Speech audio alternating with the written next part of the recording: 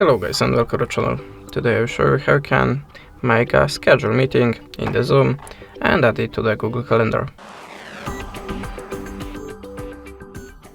So at the start click the schedule and type the name here for your meeting.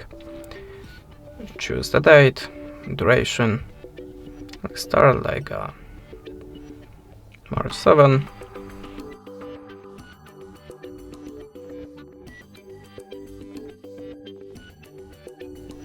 And just click save.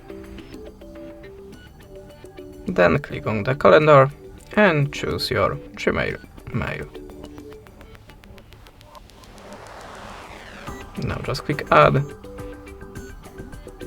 and you shall see this in the Google Calendar.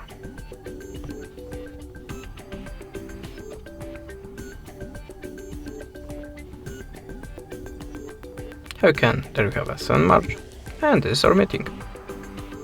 That's it. Thanks for watching. Leave us a subscribe or a comment, and goodbye.